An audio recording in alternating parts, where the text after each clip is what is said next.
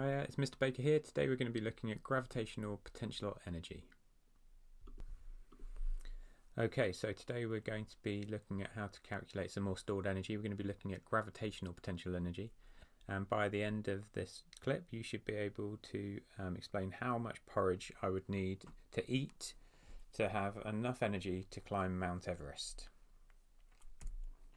So what causes gravitational potential energy in the first place? All objects that have a mass feel a force due to gravity that pulls on them, and we call this their weight. Any two objects with mass will feel a force towards each other. If you keep these two objects from falling in towards one another, we say that they have the potential to do so. So if you keep two masses apart, they will have a force towards each other, and that force will pull them towards each other if we let go, but if we don't, then they will have the potential to do so. So they will have some potential energy. And we call this their gravitational potential energy. The further away these objects are, the more potential energy they have. So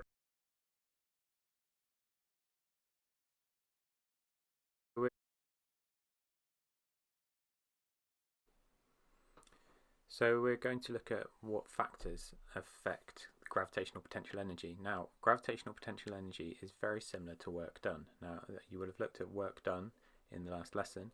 Work done, if you can remember, is the force times the distance. So work done is force times distance.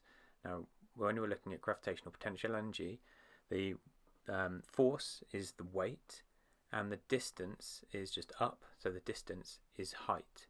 So gravitational energy is the weight times the height. So here I've got three different weights. I've got a 10 kilonewton, 20 kilonewton and 30 kilonewton, and I've got these 5 different windows which I might want to take these weights to: 1, 2, 3, 4 and 5 meters high.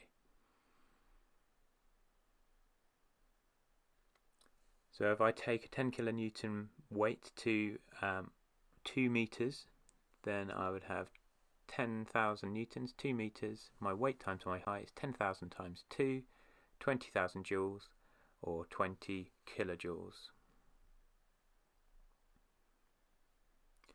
If we try that again, and I take the 20 kilonewton weight to 5 meters high, so I've got work done is weight times height.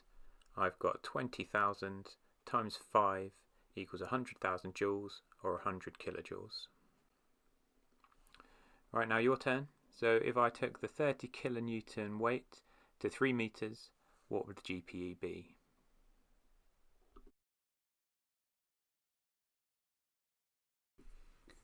Okay, so you might want to just pause the video there and have a little go at that one, and I'll go through the answer with you in a sec. Okay, so did you have a go? I'm going to go through it now. So if we've got our height of 3 meters and our weight of 30,000 newtons, then work done is weight times height.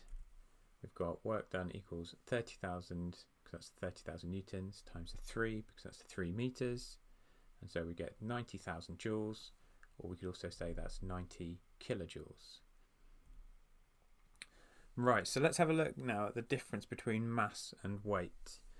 So mass is basically the stuff that is in something. That won't change. No matter where you are in the universe, the mass will just stay the same. Your weight is the force because of two things. It's the force because of the mass of the object, how much stuff is in it, but also because of the gravitational field strength depending on where it is. So I might have a certain weight if I'm on Earth, and if I go to the moon, I would have a different weight because the gravitational field strength, the gravity is different on the moon. It's less on the moon, so my weight would be different. My weight would be less on the moon, even though my mass would be the same. And we can work out weight by using this equation: weight equals mass times gravitational field strength. Now on Earth, gravitational field strength is 10. It's 10 newtons per kilogram. So for every 1 kilogram, that is being pulled down to Earth by 10 newtons. So, for example, if an apple is 100 grams, 100 grams is 0.1 kilograms, so the weight of the apple would be 0.1 times 10, the weight of the apple would be 1 newton. Okay, and that's quite important to look at the difference between mass and weight, because we so far have looked at weight and how we can use the equation of just weight times height to work out gravitational potential energy. But you're often not given weight, you're often given mass, and you're having to work out the gravitational potential energy by using this equation as well. But we can actually merge these equations together. So if work done is force times distance, we can also say, like we already have, that work done up is gravitational potential energy, and we can call that the weight times the height. So we know that weight equals mass times gravity because we've just seen that. So we can have this equation: the gravitational potential energy equals mass times gravity times height. And this is the usual equation that you would use to define what gravitational potential energy is. Gravitational potential energy is measured in joules, mass is measured in kilograms, gravity is measured in newtons per kilogram, and height is measured in meters. Right, let's have a look at an example question then.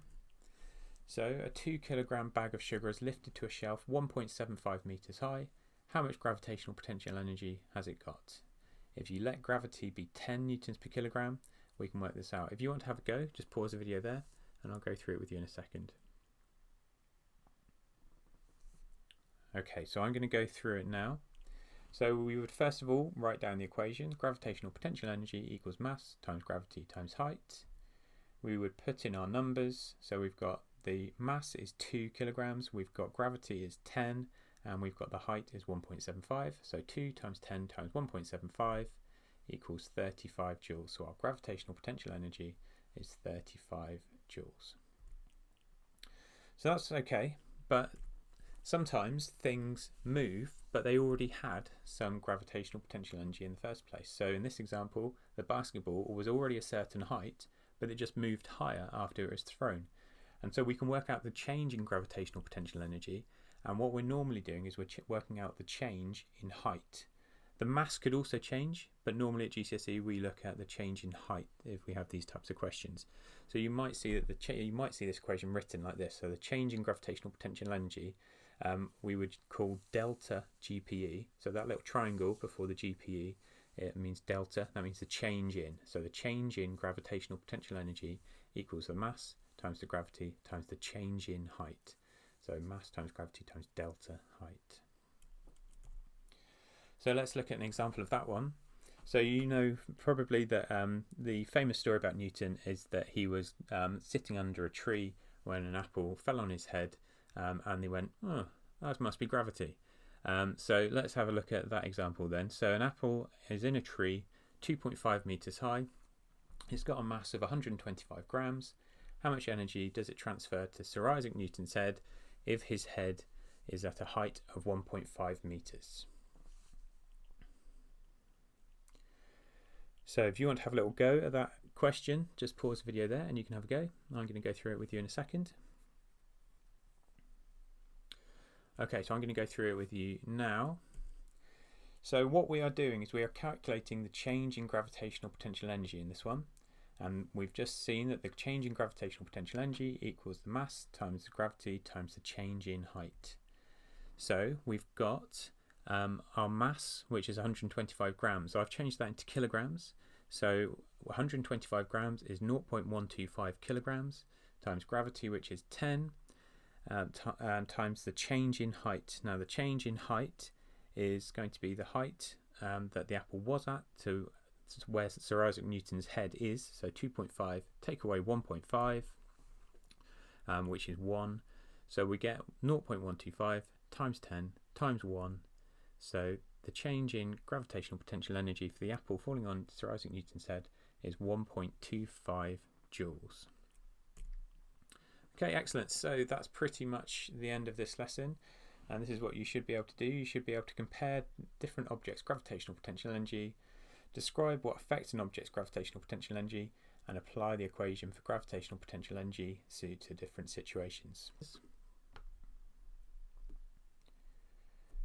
So at the beginning of this video, I asked you this question: how much porridge do I need to eat to have enough energy to climb Mount Everest? So let's have a look then. So my mass is about 80 kilograms. Gravity is 10 newtons per kilogram. Mount Everest is apparently 8,848 meters high. So another way that I can write gravitational potential energy is with this E, so EP, so E for energy and then little p for potential. That equals mass times gravity times height, so that's our equation.